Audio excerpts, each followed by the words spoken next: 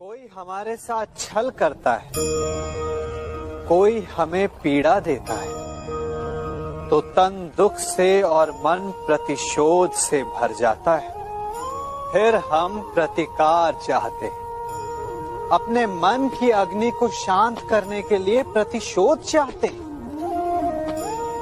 और यही हम सबसे बड़ी भूल कर बैठते हैं। तो क्या किया जाए? इसका केवल एक ही उपाय है और वो है क्षमा। यदि प्रतिकार चाहिए तो प्रतिशोध भुला दीजिए और न्याय की ओर अपने पग बढ़ाइए, क्योंकि यही वास्तविक प्रतिकार है। हम अपनी सोच और संसार की मान्यता के अनुसार अपने विचार बनाते हैं। जैसे सत्य कहना धर्म है, असत्य कहना पाप, सहनशीलता धर्म है और क्रोध करना अधर्म, उपकार करना, जीवों पर दया करना धर्म है और निष्ठुर होना अधर्म। परंतु क्या यही सत्य है? क्या कभी कभी परिस्थितियां इन आवेशों को उल्टा नहीं कर देती? करती है। यदि इस संसार में कुछ धर्म है, कुछ पुण्य है, कुछ महान है, तो परिस्थिति के अनुसार चलना। जटायु स्मरण है आप सबको, वो जिन्होंने रावण पर क्रोध किया था, उस पर आक्रमण किया था। उस समय जटायु का क्रोध पाप नहीं था, धर्म था।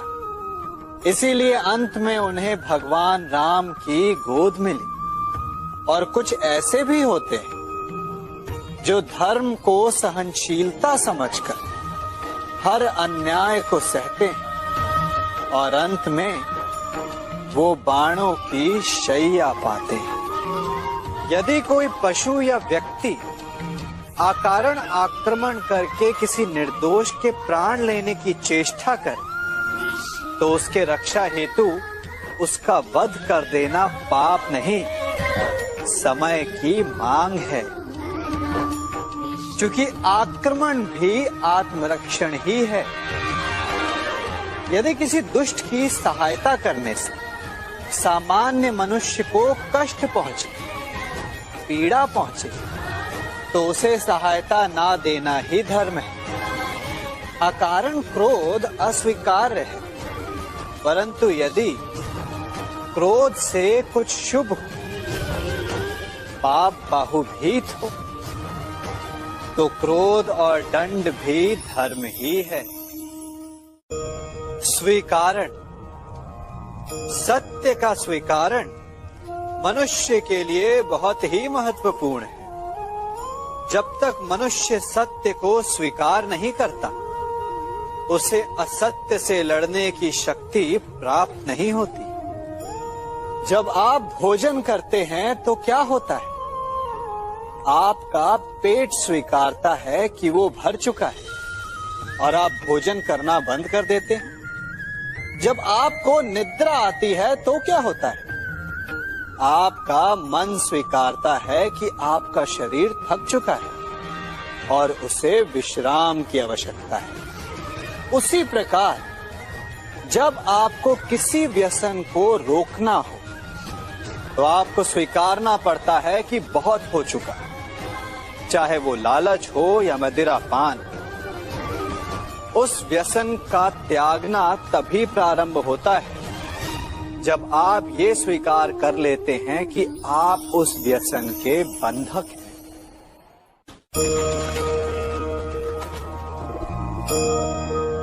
इन पक्षियों को देख रहे हैं आप?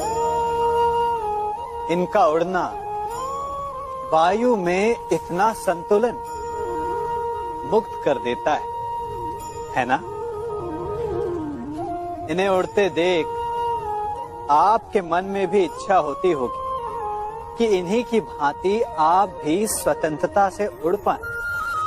ईर्ष्या होती है ना, जब आप इन्हें खुले आकाश में ऐसे विचरण करते देखते हैं, पर कभी सोचा है इस उड़ान को, इस स्वतंत्रता को पाने के लिए कितना परिश्रम, कितना अभ्यास किया होगा इन्होंने?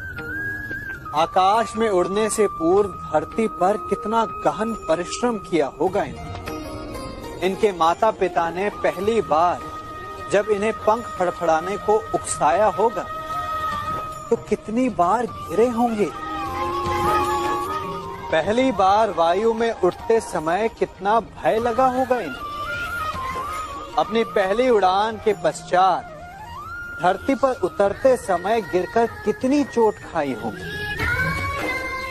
इस उड़ान का, इस स्वतंत्रता का ये मूल है। यदि आप ये दे सकते हैं तो अवश्य आप भी इस स्वतंत्रता को पा सकते हैं। इन पक्षियों की भांति ही अपने चारों ओर जब भी आप किसी सफल मनुष्य को देखें तो उससे ईर्ष्या ना करें। उसके परिश्रम और पीड़ा को समझने का प्रयास करें जो उसने यहाँ तक पहुँचने में पाई है। प्रेरणा लें, प्रयास करें और स्वयं भी सफल हो जाएं। हमारे जीवन का मूल आधार है करुणा। करुणा क्या है? करुणा दया नहीं, करुणा वो भाव है जिससे हम दूसरे की समस्या को समझते हैं।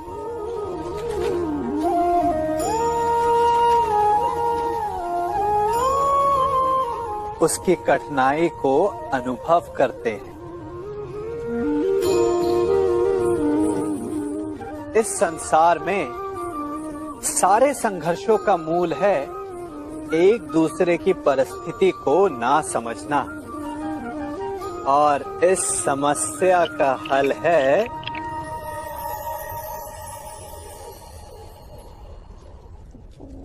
करुणा। करुणा किसी पशु पक्षी के प्रति हो या किसी मनुष्य के प्रति, ये आपके जीवन में कलेश और संघर्ष जैसी भावनाओं को दूर रखती है। और जिस दिन आप दूसरे को करुणा के दृष्टिकोण से देखेंगे, आपको उसकी समस्या समझ आएगी और उसे आपकी, और उस दिन हर संघर्ष का अंत हो जाएगा।